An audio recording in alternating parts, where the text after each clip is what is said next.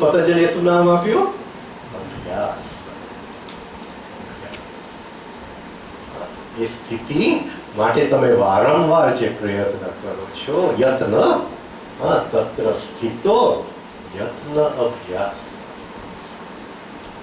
એ જે પ્રયત્ન હું કરું છું એનું નામ અભ્યાસ છે. બાકી કઈ અભ્યાસ નથી. હું BA ની ડિગ્રી માટે ભણું છું એ અભ્યાસ નથી.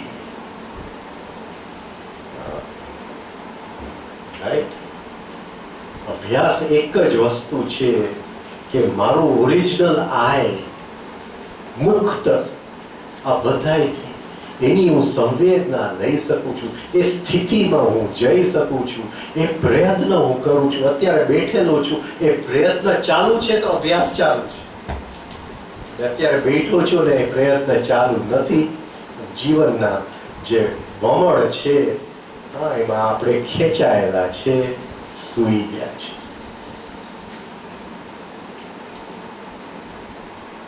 એટલી જ વાત છે. નથી ક્યાંય આશ્રમમાં જવાની જરૂર, નથી કોઈ જંગલમાં જવાની જરૂર. સિમ્પલ વાત છે પણ હાર્ડ વર્ક છે. એટલે એને શબ્દ વાપરો, વર્ક ઓન સેલ્ફ.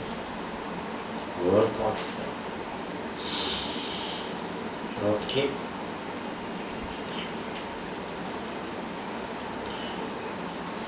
હવે થોડીક આપણે મેપ ક્લિયર કરીએ. મનુષ્ય ની જે કોન્શિયસનેસ છે, જે ચેતના છે મનુષ્ય, એની કયા કયા શક્યતાઓ છે? કઈ કઈ શક્યતાઓ છે? આપણે વેદાંતની અંદર કઈ કઈ શક્યતાઓ આપવામાં આવે છે? ઉપનિષદોની અંદર એના કયા લેવલ્સ આપ્યા છે? મનુષ્યની ચેતનાના 4 લેવલ્સ આપ્યા છે. કયા લેવલ્સ? કયા લેવલ્સ?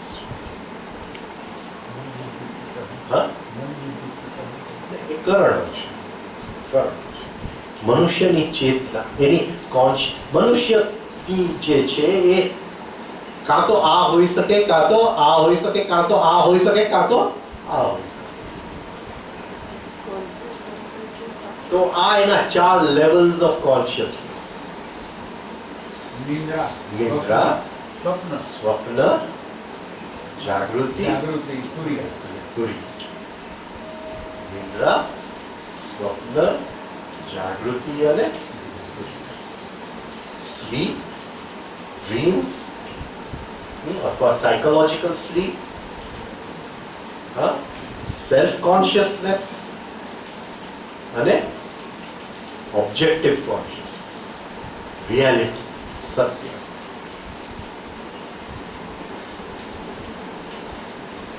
રિયાલિટી, સત્ય. આપણે તુર્યાથી ચાલતું, આપણે નથી પણ ક્યાંથી ચાલતું.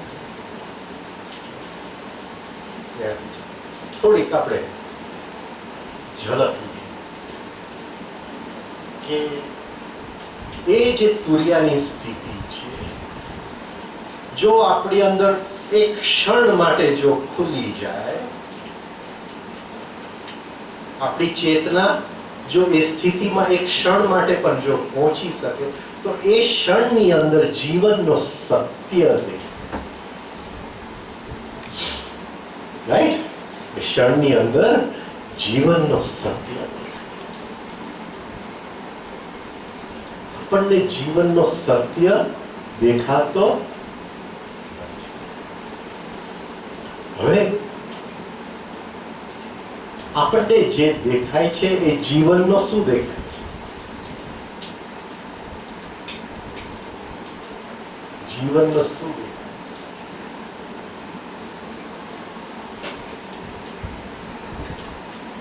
શું દેખાય છે? તથ્ય. સત્ય નથી દેખાતું. શું આપણને દેખાય છે? પણ એ પણ જીવનનો તથ્ય આપણે રિયલી જોઈએ છે કે કંઈક બીજું જોઈએ છે?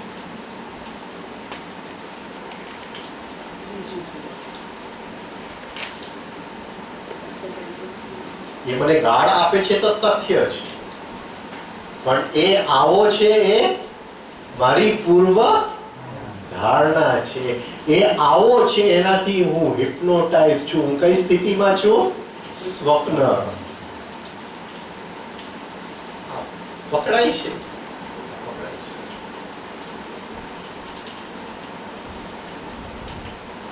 મારી દીકરી કે મારે સપોઝિંગ કે દીકરી નથી છે, હું વિચારું સ્વપ્ન જોઉં, મને સપોઝિંગ એમ કે મારે આ ધર્મના માણસ સાથે લગ્ન કરવા છે.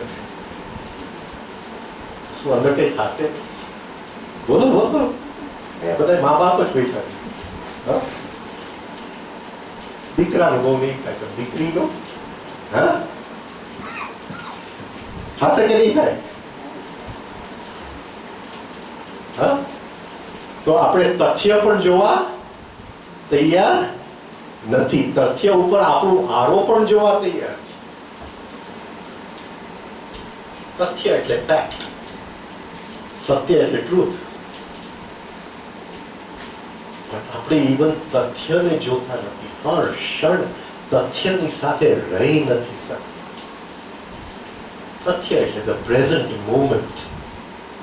પ્રેઝન્ટ મોમેન્ટ સત્ય નથી. ત્યાંથી સત્યની યાત્રા શરૂ થાય છે. પ્રેઝન્ટ મોમેન્ટ સત્ય નથી, પ્રેઝન્ટ મોમેન્ટ ફેક્ટ છે. અત્યારે ફેક્ટ નથી, કારણ કે એ પ્રેઝન્ટ મોમેન્ટ મને મળવા આવે છે ત્યાં એની સાથે હું નથી, કાં તો એની પાછળ છું કાં તો એની આગળ છું. મારું કોન્શિયસનેસને મેં ટ્રેન નથી કર્યું એ પ્રેઝન્ટ મોમેન્ટ માં રહેવા માટે.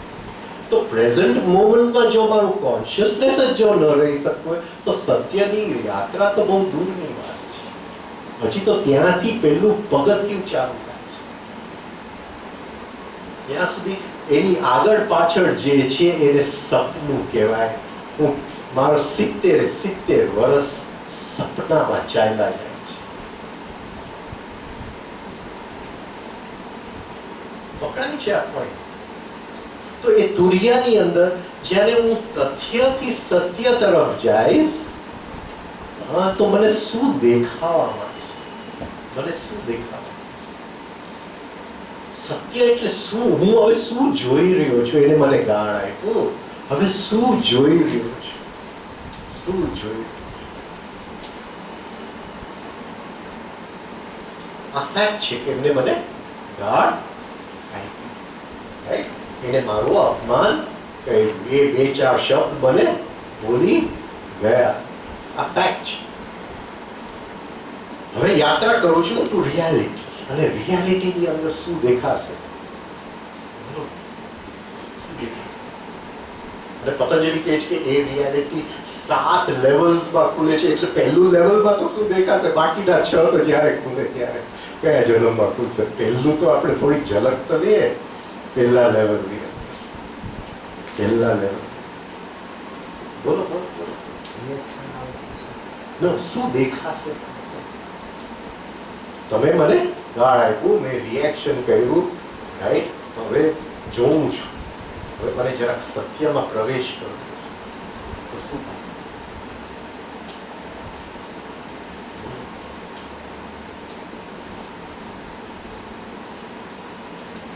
આપણે બધા ગીતા તો વાંચી જાય છે.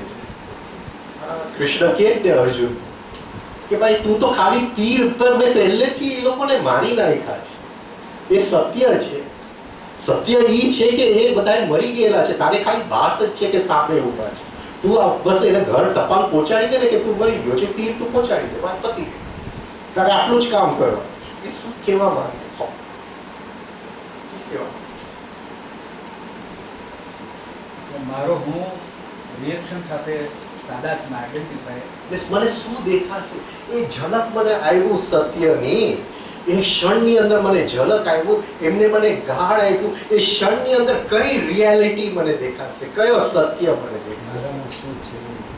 કે એને મને ગાળ નથી આપ્યું, એને મેં મને ગાળ આપવા માટે આમંત્રિત કર્યું હતું.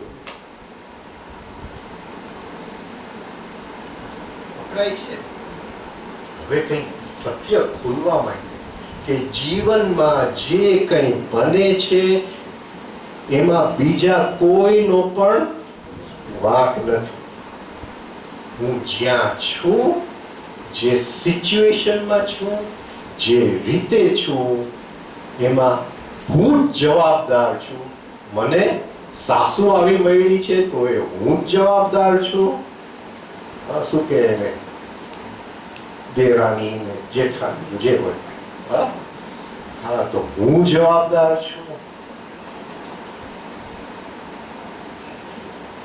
મારી જવાબદારી વગર આ મને કંઈ પણ થઈ શકે એમ નથી. એ તો બિચારો, એને ગાળ નતું આપ્યું, મેં એને આમંત્રિત કર્યું હતું કે તું મને ગાળ આપજે. કોનો વાંક છે?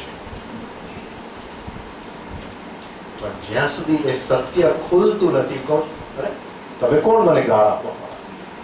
સમજતા નથી મારી આટલી ડિગ્રી, આટલો સારો બાપ, આટલા બેંકની અંદર, શું કહેવાય, અને તમે મને ગાળ આપો.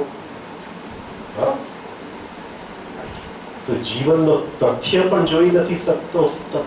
સત્ય તો બહુ દૂર છે. આ પહેલી નિશાની છે કે મેં સત્યની થોડી ઝલક મારા જીવનમાં આવી ગયું કે no one else is at fault. બીજા કોઈનો વાંક હોય જ નથી શકતો. મારી સાથે જે થાય છે મારા આમંત્રણ વગર થઈ શકતું.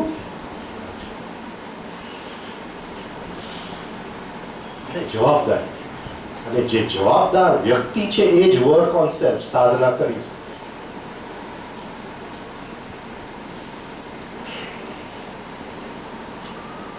આગળ જાય આની અંદર. હવે જો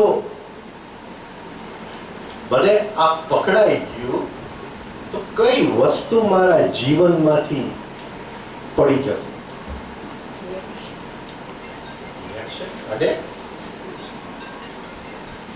કઈ વસ્તુ પડી જશે કાયમ માટે? આટલું જો સમજાય ગયું તો કઈ વસ્તુ મારા જીવન માંથી કાયમ માટે પડી જશે? ફરિયાદ, બ્લેમ કરવું અને શું કીધું? ફરિયાદ, કમ્પ્લેનિંગ.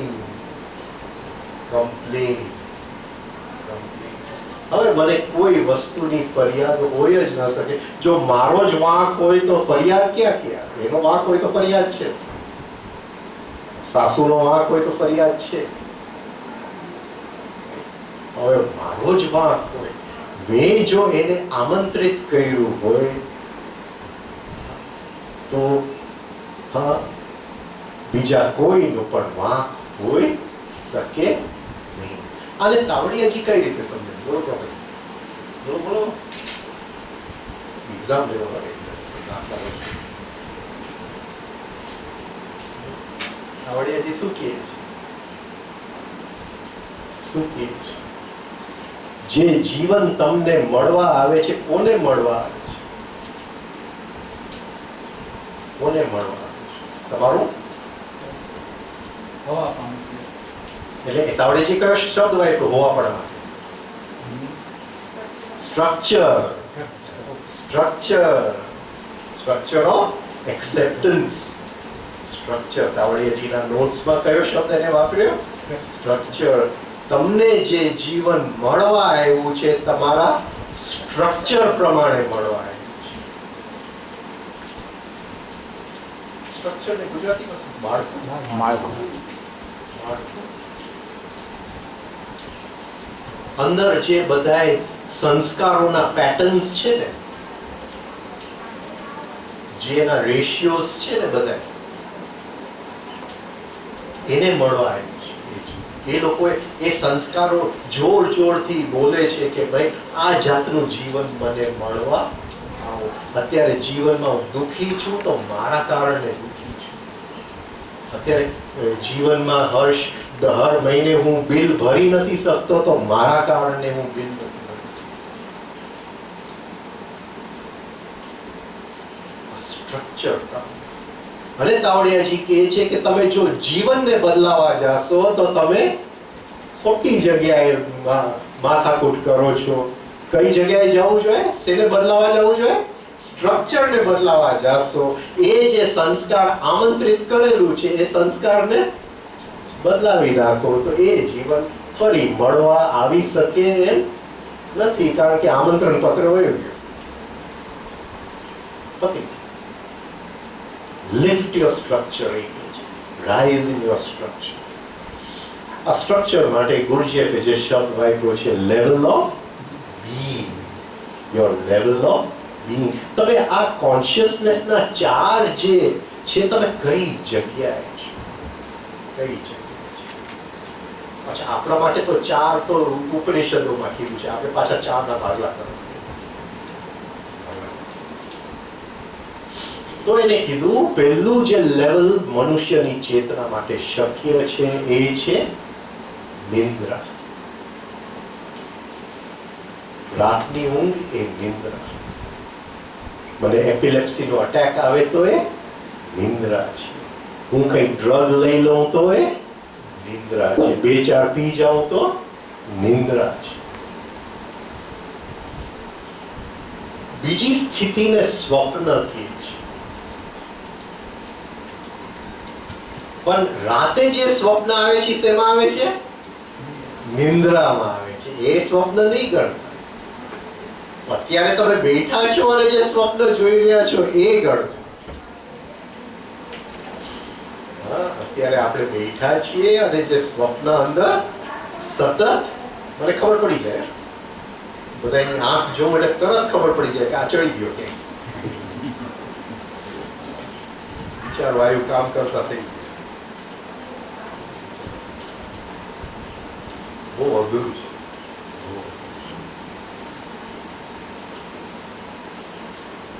આ વર્ક એટલે તો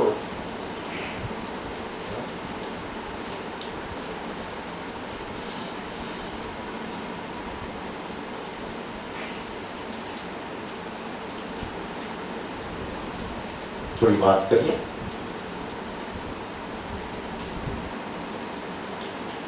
પરમ દિવસે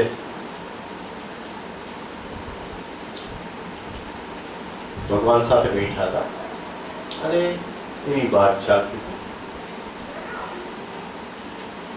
કે માર્ગ તો એક જ છે,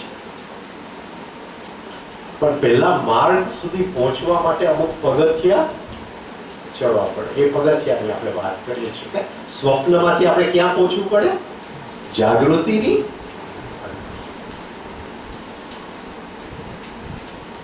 પગથિયા અલગ અલગ છે. જ્યાં સુધી અલગ પગથિયું છે ત્યાં સુધી માર્ગ પર હું પહોંચ્યો નથી. હવે આ તદ્દન જુદી વાત એ કરે છે. તદ્દન આજ સુધી કોઈ કરી નથી એવી નવી વાત જ છે. આ સમજાય છે?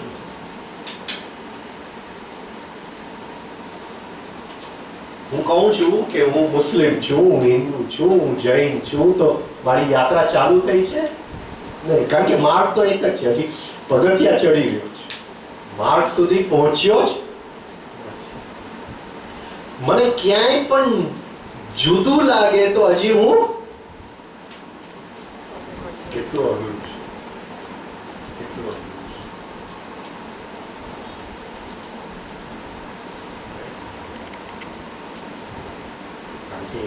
જૈનના ઘરમાં કોઈ જન્મ લીધું પછી હવે કોઈને જોશે કે ખાતા એટલે તરત જ એની અંદર આવી જશે. એ પગથિયા ચડી રહ્યા છે, માર્ગ પર નથી પહોંચ્યા. માર્ગ પર કોન્શિયસનેસનું એક્સપેન્શન નથી થયું કે એ વ્યક્તિને અંદર સમાવી શકે, વ્યક્તિને અંદર સમાવી શકે. સમજાય છે? માર્ગ એક જ છે. જ્યારે માર્ગ ઉપર પહોંચીએ છીએ ત્યારે આ બધું પડી જાય છે કે હું હિન્દુ છું, મુસ્લિમ છું, આ છું, હું તાવડે જીવ છું, વાલો છું, ગયું.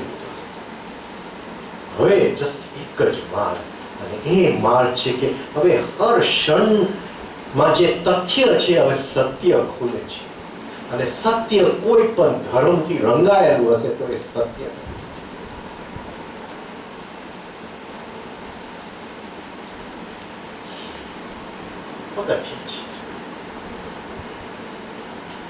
પગથિયાને ક્યાં સુધી આપણે પકડી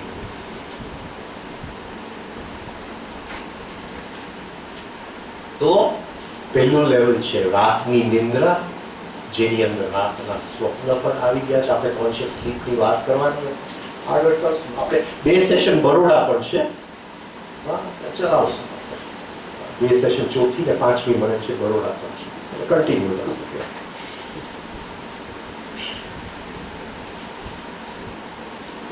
ઘણા મહિનાઓથી મૌન રહ્યો ને કંઈ કર્યું નથી, એટલે હમણાં બક કરવાની જરા માણ છૂટ પ્રમાણે.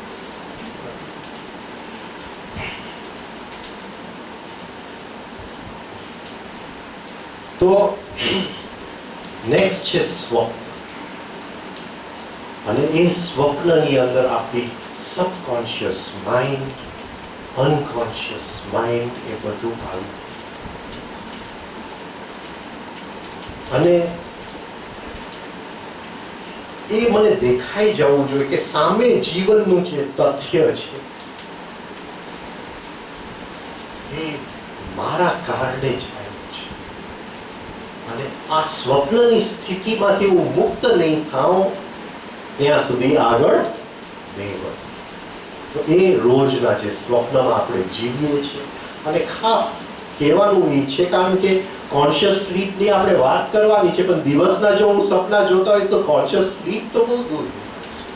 પહેલા તો આની ઉપર કામ કરવાનું કે હું પ્રેઝન્ટ મોમેન્ટ સુધી આવી શકું છું. હવે પ્રેઝન્ટ મોમેન્ટમાં હું આવું છું તો ત્યાંથી હું ઠેકડો મારી શકું છું જાગૃતિની અંદર. હવે જાગૃતિનો લક્ષણ શું છે? જાગૃતિનો લક્ષણ શું?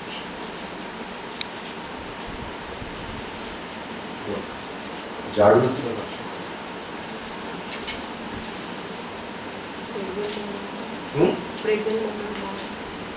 પ્રેઝન્ટ મોમેન્ટથી શરૂઆત થઈ. હવે એ પ્રેઝન્ટ મોમેન્ટમાં મારે શું કરવાનું છે કે અહીંથી જાગૃતિના પગથિયા ચાલુ.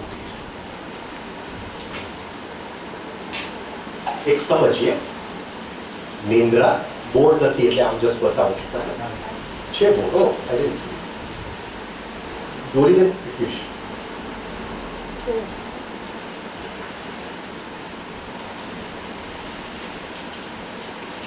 ઘટના સાથે અંદરનું પણ સાથે સાથે દેખાતું હોય, અંદર શું રિએક્શન નીચે જ ચાલતા. નિંદ્રા એ એકદમ નીચે, પછી હા હા લાઈન દો, નિંદ્રા લાઈન લાંબી દો. હા એ નિંદ્રા